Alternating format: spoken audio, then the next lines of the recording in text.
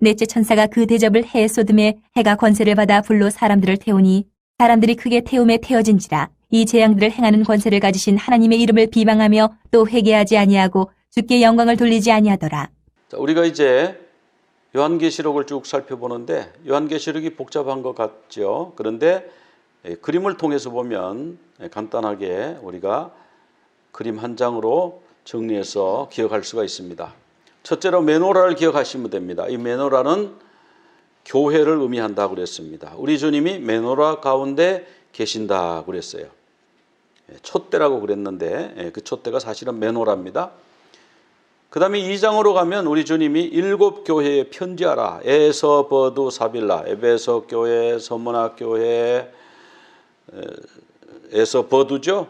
버가모 교회, 두아디라 교회, 사대 교회, 빌라델비아 교회, 라오디게아 교회 7 교회에 편지하라. 그 내용이 2장 3장이에요.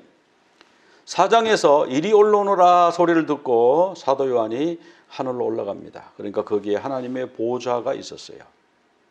근데 5장에 가니까 보좌에 앉으신 하나님의 오른손에 7 인봉한 두루마리가 있는 거예요. 이것을 열어야만 되는데 열 사람이 하늘 위에도 땅 아래에도 그 어디에도 없는 거예요. 그런데 어린 양 예수 그리스도께서 그 인을 떼시게 됩니다. 그래서 인을 하나, 둘, 셋, 넷, 다섯, 여섯, 7 인을 떼니까 그 다음에 7 나팔이 나왔죠. 둘, 셋, 넷, 다섯, 여섯, 7 하고 7 나팔을 불 때에 7 대접이 나옵니다. 둘, 셋, 넷, 다섯, 여섯, 7 이렇게 됩니다. 그리고 이 7 대접은 이제 이 짐승 숭배자들, 짐승과 그 우상 숭배자들과 짐승에 표받은 사람들에 대한 심판이에요. 그래서 이제 최종적인 심판인데 그때 짐승과 그 짐승의 우상을 숭배하는 자들과 표받은 자들은 불못으로 던져놓고 영원 무저갱에 가다 놓죠. 그리고 우리 주님이 재림하십니다. 그리고 영원히 천국에서 우리가 함께 주님과 살게 되는 이런 내용으로 구성이 되어 있습니다. 지금 대접재앙을 살펴보고 있는데 대접재앙은 7개죠. 네 번째입니다. 오늘이. 첫 번째 대접을 땅에다가 쏟았습니다. 그랬더니 땅에 거하는 자들, 특별히 짐승 숭배자들과 짐승에 표받은 자들에게 악하고 독한 헌대가 났다 그랬습니다. 두 번째 천사가 대접을 바다에 쏟으니까 바다가 사람의 피같이 되어서 모든 생물이 죽었다 그랬습니다. 세 번째 대접을 강과 물건원에 쏟으니까 강과 모든 물이 피가 되었습니다. 네 번째 대접은 이제 해에다가 쏟는데 해에 쏟으니까 사람들이 크게 태움을 당했다 그랬습니다. 다섯 번째 대접은 짐승의 왕좌에다가 쏟죠. 여섯 번째 대접은 유브라데 강에다가 대접을 쏟습니다. 7째 대접은 공중에다가 쏟습니다. 근데 오늘 이제 네 번째 대접 재앙을 살펴보는데 이것은 그 앞에 나온 재앙들하고 좀 비슷한 점이 있어요. 여섯 번째 인의 재앙하고 좀 비슷합니다. 조금 이따가 그 내용을 살펴보겠습니다. 그리고 나팔 재앙 중에서는 네 번째 나팔 재앙하고 좀 흡사하고요. 네 번째 대접. 요 인의 여섯 번째, 나팔의 네 번째, 대접의 네 번째는 좀 비슷한 그런 내용을 가지고 있습니다. 먼저 여섯 번째 인의 재앙이 어떠했나 한번 살펴봅시다. 그러면 거기에 해가 검어지고 달이 피같이 되고 별들이 떨어진다. 무화과 나무가 대풍에 흔들려서 열매가 떨어지는 것 같이 땅에 떨어지더라. 이런 말씀이 나와요. 근데 이 말씀은 어디서 온 말씀이냐면 예수님이 말씀해 주셨어요. 마태복음 24장 29절에 그날 환란 후에 즉시 해가 어두워지며 달이 빛을 내지 아니하며 별들이 하늘에서 떨어지며 하늘의 권능들이 흔들리리라. 그렇게 말씀하셨어요. 그때 인자의 징조가 하늘에서 보이고 인자가 구름을 타고 능력과 큰 영광으로 오는 것을 땅의 모든 족속들이 보게 될 것이다. 그리고 그때 큰 나팔 소리와 함께 천사들을 사방에 보내어서 택하신 자들을 하늘 이 끝에서 저 끝까지 사방에서 모으리라. 그렇게 말씀하고 있습니다.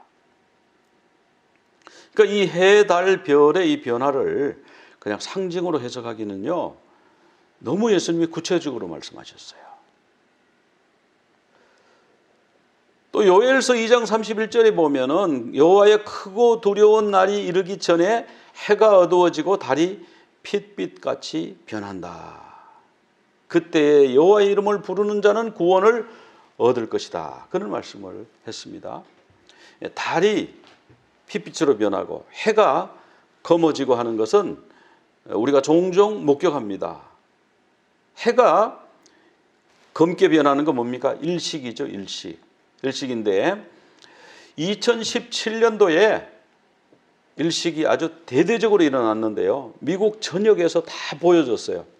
이게 보통 일식이 일어나면 어느 한 특정 지역에서만 그냥 낮이 깜깜해지고 그냥 태양이 어두워져서 한참 있다가 뭐 한 20, 30분 있다가 다시 밝아지고 뭐 이러는데 2017년 그 해는요, 해가 완전히 미국 동부에서 서부까지 전부 까맣게 변했었어요. 저도 그때 그 해를 관찰하러 이제 어느 대학교 캠퍼스에 갔습니다. 그래서 거기서 종이에 구멍 뚫어진 거 거기에 셀로판지 이렇게 붙여가지고 태양을 이렇게 관측했는데 정말 태양이 어두워지고 그래서 나중에 어떻게 변하냐면 이렇게 변하더라고요. 태양이 완전히 총담같이 검은 상복같이 새까맣게 변했습니다. 물론 온 땅은 깜깜해지죠. 이렇게 이제 노출을 많이 열어서 찍었는데도 이렇게 한밤중처럼 이렇게 됩니다. 그래서 이런 일들이 전 세계적으로 일어날 때에 또 달이 핏빛으로 변할 때에 주님이 오실 날이 가까웠다는 징조로 알으라는 거예요. 근데 해와 달의 변화는 우리가 이해가 되는데요. 과학적으로도 설명이 되고. 근데 별이 떨어진다 하는 거는 이게 좀, 이 별이 떨어지면 굉장히 위험하거든요. 별이 지구에 떨어지면 조금만 큰 게 떨어지면요, 지구가 박살이 나요. 그래서 1994년도에 7월 달에 슈메이커 레비 9이라고 하는 혜성이 있대요. 그 혜성이 목성하고 충돌한 게 아니고, 충돌했으면 뭐 목성이 깨지든지 뭐 큰 변화가 생겼을 텐데 충돌한 건 아니고 목성 근처로 이 혜성이 지나갔습니다. 지나가다가 목성이 크니까 목성의 인력에 의해서 21개의 혜성 뒤따라가던 조각이 목성에 연쇄적으로 충돌을 했어요. 그게 이제 아부월 9일인데 성전이 2번이나 파괴되던 그날이래요. 그 21개의 혜성 조각이 목성과 충돌했습니다. 그 영상을 한번 보시겠습니다.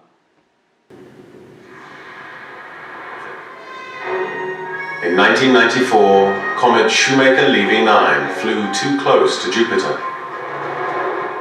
21 comet fragments crashed into Jupiter's atmosphere. Each impact released more energy than all the world's nuclear arsenals combined. The impacts hurled plumes of debris thousands of kilometers high and scarred Jupiter's atmosphere with dark lesions. The event rocked the scientific community.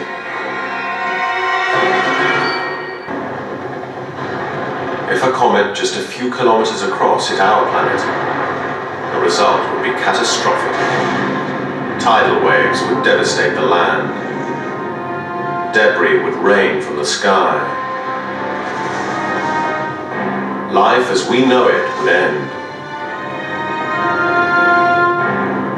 Yet comet impacts can also be a creative force. They could even spark the birth of life itself.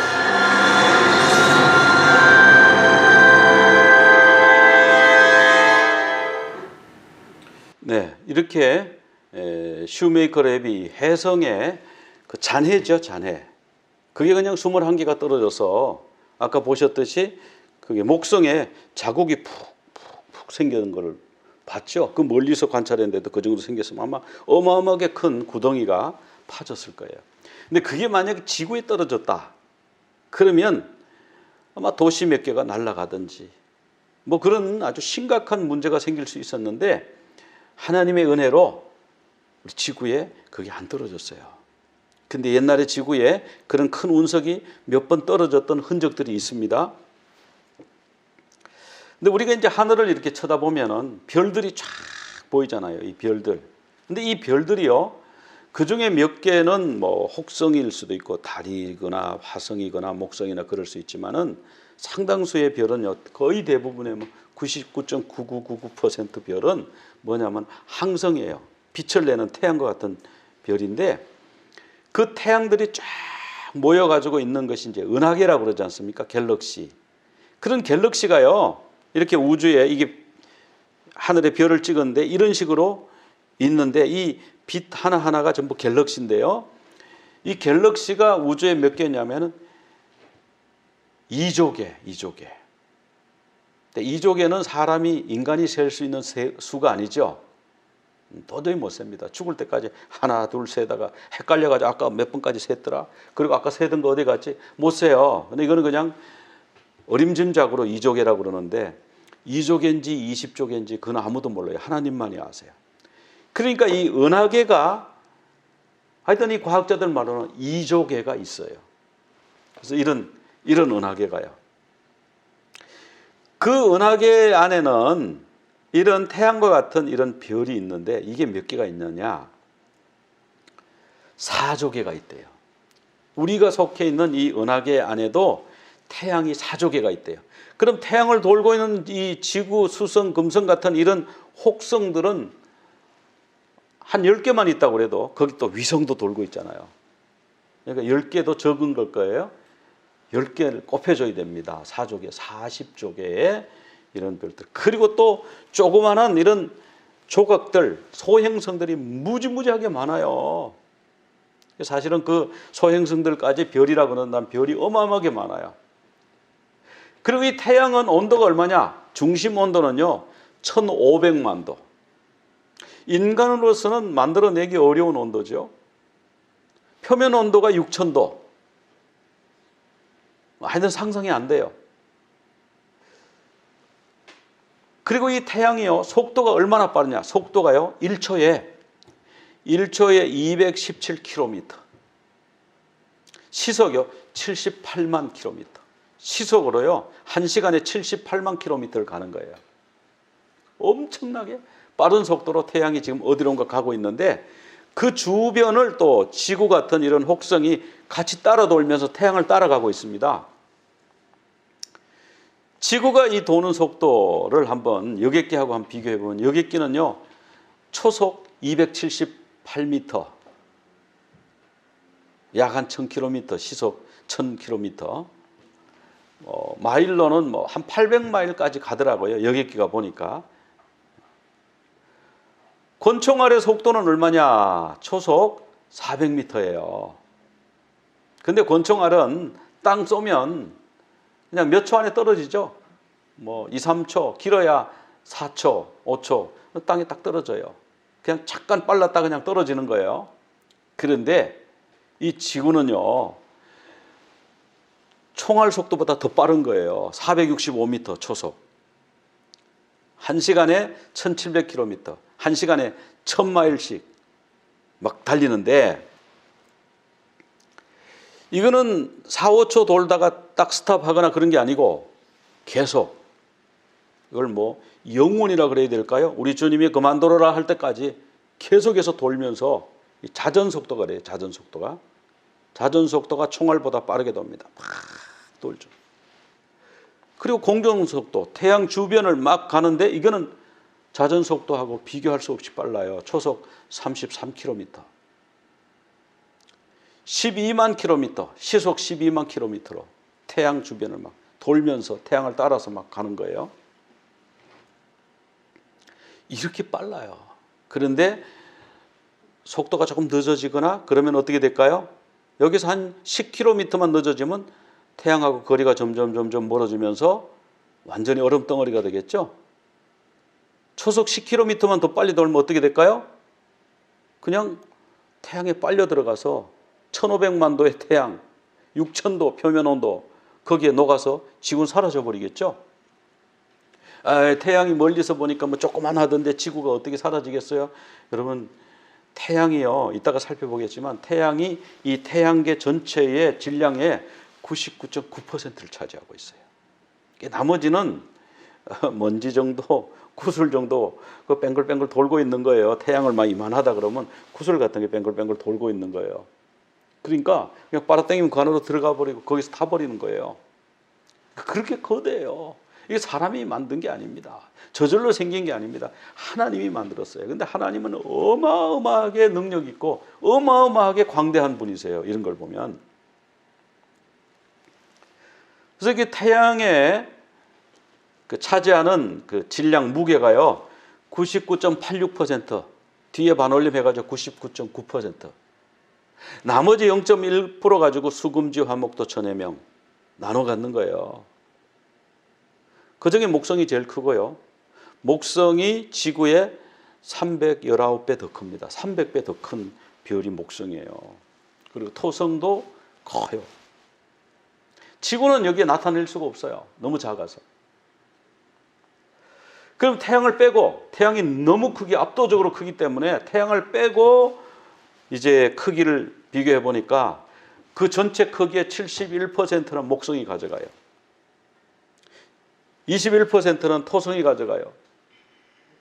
만약 지구를 1이라 그러면요, 태양은 33만 2천 배가 큰 거예요.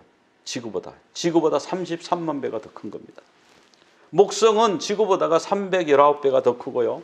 토성은 지구보다 95배가 더 커요. 그냥 쉽게 100배가 더 큰 거예요. 그러니까 지구는 조그마한 거죠. 엄청나게 작은 거죠. 태양에 비하면 33만 분의 1이니까. 그러니까 먼지라는 소리도 하고 뭐 구슬이라는 소리도 하는 거예요. 그냥 비유죠, 비유. 그런데 그 작은 지구가 우리가 보기에는 얼마나 넓습니까? 하나님이 얼마나 광대하시죠. 그런데 여기 있는 이 수금지와 목토, 천해명 이런 혹성만 있는 게 아니고 그 주변에 달이 또 돌고 있잖아요. 달이 하나 또는 둘, 뭐 여러 개 있는 데도 있고. 그런데 그 달 말고 혜성이라고 그래서 아까 슈메이커 레비 그 혜성 외에도 또 뭐가 있냐면 소행성이라는 게 있어요. 소행성이라고 뭐 그냥 바위 덩어리 같은 거 막 이런 것 조그만한 것들도 있고 큰 것도 있고 이런 것이 뭉쳐져 가지고 있는데 아마 그게 무슨 부딪혀 가지고 깨졌을 거라고 그렇게 추측을 해요. 왜냐하면 거기 한 군데 모여 있고 또 어떤 거는 막 왔다 갔다 하고 하니까. 그래서 소행성의 수가 몇 개냐? 요 태양계 요 안에 10억 개가 있대. 10억 개. 그럼 그게요, 지구하고 부딪힐 수가 충분히 있는 거예요. 뭐 다른 재계들을 잘 돌고 있고요, 화성도 잘 돌고 있어서 화성하고 지구하고 뭐 충돌할 것 같지는 않은데 소행성하고 충돌할 가능성이 굉장히 높아요. 지름 10m 이상의 소행성이 이렇게 돼요. 이거 10m 이상 되면 떨어지면 웬만한 도시 하나는 그냥 날아가는 거죠. 그리고 도시를 파괴할 정도의 소행성은 수백만 개. 지구를 폐허로 만들 수 있는 소행성요, 이런 거 하나 떨어지면 지구가 완전히 생물이 전멸하고 지구가 완전히 불바다가 되는 그런 소행성이 2,000개가 있대요. 2,000개. 그 사이를 지구가 막 총알보다 빠른 속도로 1초에 34km에 33km 속도로 총알보다 훨씬 빠르죠. 쫙 달리는 거예요. 그러다가 뭐 하나가 와서 부딪혀 버리면요, 지구가 깨질 수 있는 거예요. 근데 이 지구를 하나님이 잘 살 수 있도록 환경을 기가 막히게 조성을 해 놓으셨어요. 부딪히지 않도록 해 놓으셨고, 또 부딪혀도 별똥벌이라 그래서 조그마한 것만 이렇게 독독 떨어지고 큰 거는 안 떨어지게 막아주시고. 그래서 소행성이 이렇게 막 지구 주변에 흩어져 있대요. 근데 그 궤도가요, 지구하고 같이 똑같이 돌면, 평행선으로 돌면 얼마나 좋아요? 타원형으로 돌아요. 자기도 소행성도 돌아요. 그렇게 돌다가 지구하고 스쳐 지나가는 수가 있다는 겁니다. 혜성 같은 게 스쳐 지나가는 수가 있어요. 근데 만약 그런 게 부딪히면요, 이런 게 떨어지면 이렇게 되는 거예요. 크기에 따라서 많이 달라지겠죠? 떨어지면. 이 하늘의 별이 떨어질 수 있다. 하늘에 별이 떨어진다면 소행성을 말씀하겠죠. 근데 이 소행성도 간단하게 보면 안 되는 것이 뭐 달이 떨어진다든지 화성이 떨어진다든지 그러면 지구는 뭐 가루가 돼서 사라지는 거고요. 그런데 그 정도는 아니지만 지름이 한 500km, 500km면 그 남한 크기래요. 남한 크기. 여기 지금 지구본에서 여기 빨간 점이 하나 있죠. 이게 남한 크기예요. 요만한 게 지구를 향해서 날아와서 부딪히면 어떤 일이 생기는가? 그걸 컴퓨터로 시뮬레이션한 적이 있습니다. 그 영상을 한번 보여드리겠습니다. 지름 500km의 천체가 충돌할 때 지구에선 어떤 일이 일어날까요? 지구 물리학을 전공한 과학자의 감독하에 모의 실험을 했습니다. 천체의 크기나 그 충돌의 영향을 알아보기 쉽게 하려고 현재의 지구에서 충돌이 있었다고 가정합니다.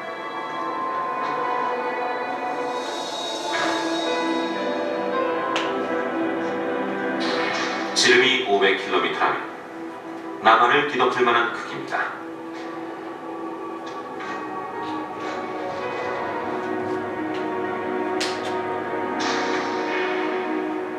낙하 지점은 일본으로부터 남쪽으로 1500km 지점의 태평양으로 정했습니다.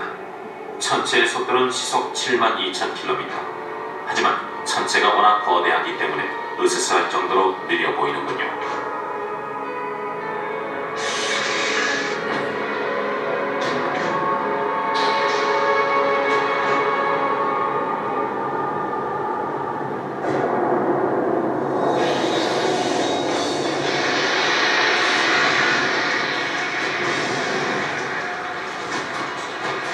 두께 10km의 지각이 통째로 걷어올려집니다. 지각 해일로 불리는 현상이죠. 지각 해일이 엄습한 수심 4,000m의 바다도 마치 얇은 껍질처럼 보입니다.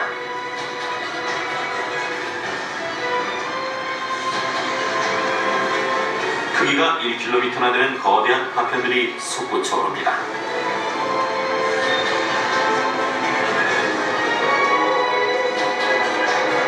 일본 열도도 분쇄되고 맙니다.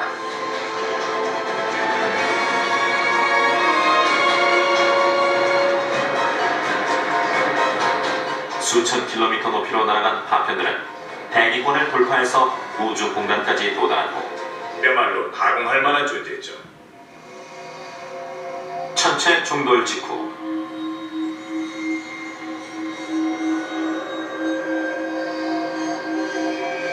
우주에서 보면 운석공 안에 이변의 주역이 드러납니다. 장렬하듯이 빛나는 거대한 덩어리. 이것이 기체가 된 암석인 암석증기이며 그 무게는 무려 1000만 메가톤입니다.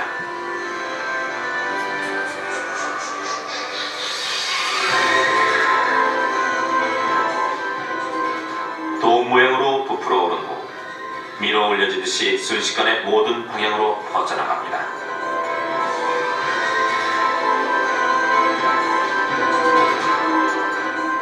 지금의 지구로 추정하면 일본 남부 해저에 낙하한 지 3시간여 만에 암석증기는 히말라야 산맥에까지 이릅니다.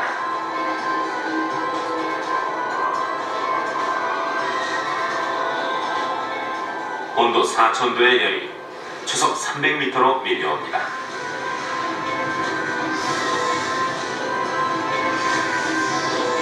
암석증기로 뒤덮인 가운데 눈은 순식간에 녹은 후 강을 만들 틈도 없이 증발해버립니다.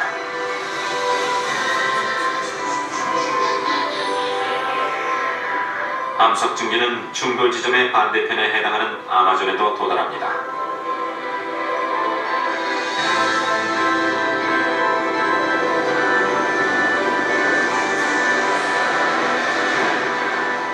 고열 때문에 나무가 차례대로 자연 발화해서 밀림은 눈 깜짝할 새에 불바다로 변합니다.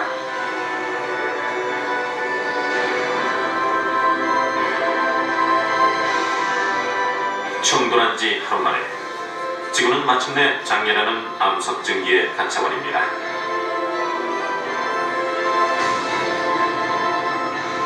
암석증기는 1년 가까이 지구 전체를 뒤덮고 맙니다.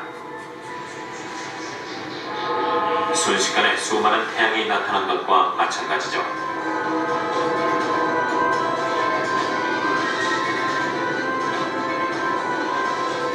생명의 요람 바다도 변동에 휩싸입니다. 암석증기에 뒤덮인 지구,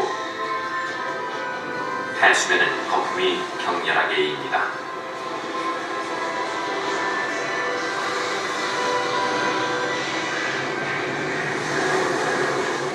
바다가 끓기 시작한 것이죠.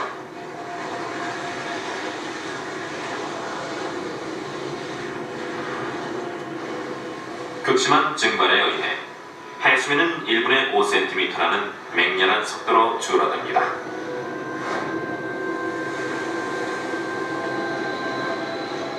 바닷물이 증발되자 소금이 드러납니다. 이 소금도 금세 증발돼 갑니다. 모습을 드러낸 해저는 여지없이 고열의 영향으로 용암처럼 녹기 시작합니다.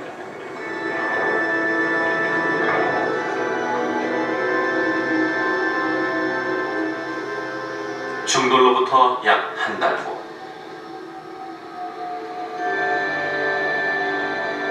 암석 증기 안에 놓인 지표면입니다.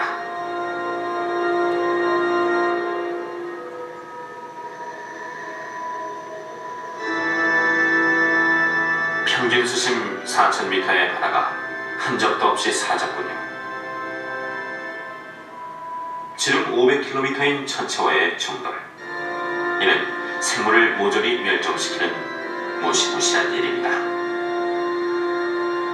지구는 생명을 감싸는 자상한 어머니가 아닌 대변동을 거듭하며 생명에게 시련을 안겨주는 엄한 아버지 같은 존재였습니다. 네, 이 내용을 보니까 별이 500km, 지름 500km짜리 우리 한반도가 아니고 그 남한 있죠. 한반도의 절반 남한 정도의 크기의 소행성이 지구하고 충돌해도 이 지구 전체는 완전히 이렇게 불바다가 되고 마치 요감이 끓는 것 같은 그런 상황이 될 수가 있습니다. 근데 하나님이 지켜주셨어요, 지금까지. 그리고 앞으로도 지켜주실 거로 믿습니다. 근데 그보다 작은 거, 뭐 10m짜리, 뭐 100m짜리 이런 거는 떨어질 확률이 많아요. 그 개수도 많고. 뭐 조그만한 거 이렇게 떨어지는 것도 우리가 눈에 보이는데 그런 말 큰 것이 있거든요. 그렇기 때문에 별이 떨어질 수 있다. 그 별이 어떻게 떨어지겠냐? 그렇게 생각하면 안 됩니다. 그 예수님의 말씀을 우리가 문자적으로도 또 이해해야 될 줄로 저는 그렇게 믿습니다. 자, 이게 6번째 인의 나팔재앙. 해가 검어지고 달이 핏빛으로 변하고 그다음 별들이 떨어진다 하는 내용을 말씀을 드린 거고요. 넷째 나팔 재앙하고 네 번째 대접 재앙도 비슷하다고 그랬어요. 넷째 나팔 재앙은 어떻습니까? 천사가 나팔을 보니까 해가 3분의 1 어두워지고 달이 3분의 1 어두워지고 별이 3분의 1 타격을 받아서 어두워진다. 그런 말씀이 나와요. 이것은 애굽의 이제 9번째 재앙하고 비슷한데 9번째 재앙이 흑암 재앙이죠. 그 흑암 재앙은 뭐였습니까? 그들이 태양을 신으로 섬겼어요. 바로는 태양의 현현이다. 태양신이 이 땅에 내려와서 너희들을 다스리는 거다. 그러니까 바로를 잘 모셔야 돼. 바로를 잘 예배해야 돼. 그들이 이렇게 바로를 신으로 생각하고 태양을 신으로 생각했습니다. 그런데 그것이 무너지는 것이 그 신들을 심판하는 것이 9번째 재앙이었어요. 그런데 바로와 애굽 사람들은 그럼에도 불구하고 회개하지 않았습니다. 이것이 지금 계시록에 나오는 6번째 인의 재앙, 또 4번째 나팔 재앙, 4번째 대접 재앙, 여기 보면 이 사람들이 회개한다는 말이 없어요. 회개하지 않는다고 그랬어요. 어쩜 그렇게 똑같은지 몰라요. 회개하지 않습니다. 돌아가면 되는데 이제 네 번째 대접 재앙은 태움의 재앙입니다. 그래서 이게 태운다. 해가 권세를 받아가지고 사람들을 태운다. 이 천사가 대접을 해에다가 부었죠. 그러니까 나팔 불 때는 해가 좀 어두워지고 이번에는 해가 조금 더 밝아지면서 조금 더 뜨거워지는 거예요. 완전히 폭발해버리면 지구는 날아가는 거고요. 99.9%짜리 태양이 흔들려 버리면 뭐 지구는 그냥 나가는 거죠. 근데 여기서 이제 태운다는 말이 나와요. 카우마티죠. 태움, 명사는 카우마인데, 자, 불로 이렇게 태운다 이런 뜻인데요. 자, 그럼 이게 어떤 태움인가? 그럼 불로 태워가지고 완전히 바짝 태워가지고 그냥 죄를 만드는 건가? 그런 거는 아니고, 마태복음 13장 6절하고 마가복음 4장 6절에 요 카우마티조라는 단어가 나와요. 근데 이것은 마가복음하고 마태복음에 등장하긴 하지만 이것이 이제 씨 뿌리는 자의 비유의 두 개다. 그러니까 씨 뿌리는 자의 비유에서 한 번 나타났다 이렇게 생각하시면 되고, 16장 8절 9절에 두 번 나타납니다. 근데 거기서도 또 한 군데 나타난 거잖아요. 같은 문맥이니까. 그래서 요 카우마티조가 횟수로는 4번, 그러나 사실은 2번 정도 나타났는데, 그럼 카우마티조가 뭔 뜻인가를 찾으려면 요 씨 뿌리는 자의 비유에 나오는 요 타서 이 말씀을 보면 우리가 이해할 수가 있습니다. 근데 씨 뿌릴 때 첫 번째 씨앗은 땅에 떨어져 가지고, 땅이 아니고 그 뭡니까? 길바닥에 떨어져서 새들이 먹어버렸다고 그랬죠. 두 번째 씨앗은 뿌렸는데 이것이 옥토에 떨어지지 않고 그 돌짝밭 위에, 돌 위에 떨어졌어요. 근데 거기 흙이 약간 있었는데 그 씨가 이제 뿌리가 나고 이제 싹이 텄지 않습니까? 근데 해가 쨍쨍 내리쬐니까 그냥 물이 없었어요. 말라서 죽었어요. 요거를 태움이라고 그러는 거예요. 그러니까 뭐 바짝 타가지고 재가 되고 그런 건 아니에요. 그러니까 이게 뭐냐면 태양이 갑자기 이게 마지막 때는 갑자기 열을 좀 잃고 좀 어두워지더니 갑자기 확 밝아지고, 그러니까 태양이 항상 일정하게 빛을 비추다가 이제 마지막 징조로서 태양이 좀 밝아졌다 어두워졌다 밝아졌다 어두워졌다 이럴 수가 있다는 거죠. 그럼 사람들은 그거를 자연재해라고 그러겠죠. 아, 이 태양이 이제는 가끔 저럴 수가 있어. 그건 수억 년에 한 번 있는 일이야. 뭐 지나갈 거야. 이렇게 사람들은 생각할지 모르지만 그것이 마지막 징조라는 거예요. 우리가 해변가에서 해수욕을 하다가 보면 여기가 타잖아요. 그죠? 이렇게 타잖아요. 그래서 허물이 막 벗겨지기도 하고 화상을 입잖아요. 그러니까 이 해가 사람들에게 화상을 입히고요, 태울 수가 있어요. 지금 태양도. 지금보다 조금만 온도가 올라가면요, 아니면 지구가 태양 쪽으로 조금만 빨려 들어가면 그냥 사람들이 그냥 이 피부가 막 그냥 익어요. 그럴 수가 있어요. 그리고 농작물이 다 죽고 그럴 수가 있어요. 그래서 이 태양이야말로 생명의 원천인데, 생명의 이 소스 아닙니까? 근데 그들이 믿고 그들이 의지하던 그것이 다 타서 사라지게 되는, 기반이 없어지게 되는 이런 일이 마지막 때 있을 수가 있다. 근데 여섯째 인의 그 재앙에서도 보면은 진노의 날이 왔다고 하면서도 그들은 그 바위 틈 속에 숨고 굴 속에 숨어서 뭐 무서워하고 진노의 날이 이렇다 하면서도 회개하지 않습니다. 그래 이제 여섯째 나팔 재앙에도 보면은 유프라테 강에 이제 그 전쟁이 나지 않습니까? 나가지고 불과 연기와 유황으로 사람이 3분의 1이 죽어요. 살아남은 3분의 2도 회개하지 않더라. 그리고 오히려 귀신을 섬기고 우상에게 절하고 회개하지 않더라. 이런 말씀이 나와요. 그러니까 이 회개는 하나님이 은혜를 주셔야 회개할 수 있어요. 우리가 회개가 되는 게요, 성령의 역사예요. 내가 무슨 회개한 게 아니에요. 하나님 은혜를 그냥 회개의 영을 받아들이면 회개의 영에 의해서 내가 회개가 나오는 거죠. 그래서 회개가 되는 게 은혜예요. 그런 사람은 구원 받는 거예요. 근데 회개가 안 되는 사람이 있어요. 아무리 힘들어도 그 몇백 년 만에 한 번 있는 일이야. 지나가. 어쩔 수가 없어. 사람들이 좀 타서 막 다치고 병원이 마비가 되고 화상 환자들이 막 밀려 들어오고 해도 그거는 지나가면 어쩔 수 없어. 그냥 지나가는 거야. 그냥 조금 일부 죽겠지. 사람들이 다 죽게 하겠어. 다 죽어도 할 수 없지. 이렇게 생각하고 회개를 하지 않는다라는 거죠. 계시록 16장 9절에도 보면은 이들은 회개하지 않을 뿐만 아니라 하나님의 이름을 비방하며 하나님에 대해서 악담을 퍼붓고요.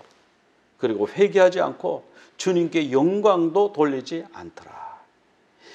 이런 속성, 회개하지 않고 하나님께 영광을 돌리지 않고 하나님께 악담을 하는 이 블레스페미, 이런 역사가 누구의 특징이나 하면 짐승과 추종자들의 특징입니다. 계시록 13장 4절에 보면은 용이 말이죠. 그 짐승에게 권세를 주잖아요. 그러니까 짐승이 자기가 막, 이 짐승이 뭐냐면은 이 정치 지도자예요. 그러니까 뭐 어느 나라 정치 지도자는 모르겠어요. 하여튼 뭐 지금 떠오르는 그 지도자가 조금 있는데 그 사람이 진짜 여기서 하는 짐승인지 그거는 모르겠어요. 그래서 짐승이 말이죠, 세계를 다 장악하는 거예요. 단일 정부를 수립하고 인공위성으로 사람들을 통제하고, 그리고 사람들에게 막 기본소득 있잖아요. 막 돈을 막 주고 일 안 하고 놀아도 돼. 지금 우리 그런 거 연습하고 있잖아요. 코로나 때문에 고생한다고 돈 얼마씩 막 나눠주고 막 그걸로 표 받아갖고 자기가 막 대통령 되고 막 이런 거 지금 하고 연습하고 있는 거예요. 그 연습. 이게 지금 실제인지 연습인지 아직 그건 모르겠어요. 근데 연습 같아요. 더 강력한 세력이 나와야 되니까. 왜냐하면 이 지구를 다스리는 그 사람이 짐승인데, 그 사람이요 막 과장되고 막 내가 막 신이라, 이제 사람이 조금만 잘 되면 자기가 신인 줄로 착각하거든요. 신성모독하는 말을 하는 거예요. 하나님한테 악담을 퍼붓는 거예요. 그리고 하나님을 입만 열면 비방하는 거예요. 그런데 이들이 성도를 핍박하는 권세를 받았네. 그래가지고 성도들과 싸워서 이긴다고 그랬어요. 그러니까 이렇게 되기 전에 우리가 주님께 들림받아야 돼요. 짐승과 그 추종자, 이 온 세계를 정복하는 이 정복자, 이 왕, 이 대통령, 세계 대통령, 이 사람의 특징이 뭐냐 하면은 하나님을 욕하는 거예요. 그리고 자기가 신이라고 그러고 과장된 말을 하는 거예요. 그런 사람들은 회개를 하지 않는다. 왜? 짐승의 표를 받은 자니까. 그런 자가 짐승의 표를 받은 자입니다. 피부에 뭐 좀 붙이고 안 붙이고 지금 이런 거 갖고 좀 신경 쓰는데, 우리 마음속에 회개의 영이 있나 없나 그게 더 중요해요. 하나님을 숭배하느냐 악한 영을 숭배하느냐. 하나님의 말씀보다가 이념이 더 위에 있는 사람이 있어요. 하나님 말씀 분명히 그거 아니라는데 괜찮다. 그 인권이 중요하지. 그거 타고난 건데 여러분 그런 얘기 듣지 않습니까? 그런 게 짐승의 표예요. 짐승 숭배예요. 근데 그 사람들은 회개하지 않을 것이다. 우리에게도 이제 회개의 문이 닫힐 날이 얼마 안 남았습니다. 회개의 문이 닫히기 전에 주님을 찾아야 돼요. 이사야 55장 6절에 보면 너희는 여호와를 만난 때에, 회개의 문이 닫히기 전에, 회개의 문이 열려 있을 때 찾으라. 가까이 계실 때 그를 부르라. 그리고 그 생각을 버리고 그 사상과 이념을 버리고 하나님의 말씀을 붙잡고 여호와께로 돌아오라. 그리하면 그가 긍휼히 여기실 것이다. 하나님께로 돌아오라. 그러면 너 그렇게 용서하실 것이다. 돌아오면 용서하신다는 거예요. 돌아오면. 그런데 안 돌아온다는 거예요. 안 돌아온다. 여러분, 우리 중에, 우리 가족 중에, 우리 공동체 중에요, 회개가 필요한 사람이 있으면 나부터지만 하나님 앞에 회개하도록 해야 돼요. 마음이 굳어져 가지고 회개가 안 나오면요 심판의 대상이 되는 거예요. 근데 우리는 어떻게 되느냐? 계시록 7장 16절에 보면은 다시 줄이지도 아니하며 목마르지도 아니하고 해나 아무 뜨거운 기운, 이 뜨거운 기운이요 카우마예요. 아까 이 불로 태운다 그럴 때 그 태움이 카우마거든요. 카우마에 상하지 않을 것이다 그랬어요. 어떻게 안 상하게 하는 거는 몰라요. 하여튼 말씀에 그렇게 나왔어요. 시편 121편에도 보면은 시편 121편 6절에 낮에 해가 너를 상하지 아니하며 밤에 달도 너를 해치 아니하리라. 낮에 해가 우리를 상하지 않는 거예요. 그렇게 지켜주신다고 그랬습니다. 짐승의 표를 받지 아니하고 하나님의 입맞고 하나님 말씀대로 살고 회개하고 주님께 돌아가면 주님이 우리를 보호해 주신다. 회개의 문이 닫히기 전에 그러므로 우리가 회개하고 주님으로부터 은혜와 용서를 받아야 돼요. 주님 앞으로 돌아가야 돼요.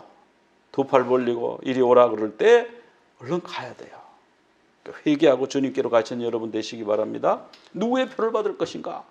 이 짐승의 표는요, 자꾸 뭐 이게 표면에 뭐 이게 원래 뜻은 그런 뜻입니다만은 그것보다 더 중요한 거는요, 우리의 생각이, 우리의 믿음이 하나님을 안 믿고 자기 사상이 신인 사람이 있어요. 그래서 성경을 자기 사상에 맞도록 이용하는 사람들이 있잖아요. 요즘 뭐 간첩들이 교회에 들어와 있다, 뭐 유튜브 요즘 그런 거 나오더라고요. 그래서 그 사람들이 목사가 돼가지고 막 활동을 하는 거예요. 막 활동을 하는데 어떻습니까? 그 사람들 성경 말씀이 아니라 그런 것도 맞다는 거예요. 성경 말씀에 그렇다 그런 것도 아니라는 거예요. 왜? 말씀은 그냥 이용하는 도구고 자기가 섬기는 신은 따로 있거든요. 그런 사람이 짐승받은, 표받은 사람이에요.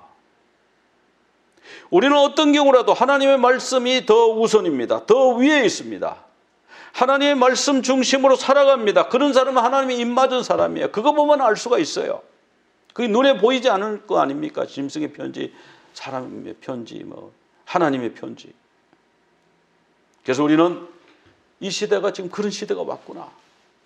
하나님의 말씀보다 생각과 사상과 자기의 신념을 더 위에 올려놓고 그 목적으로 성경을 이용해 먹는 사람들이 나왔구나.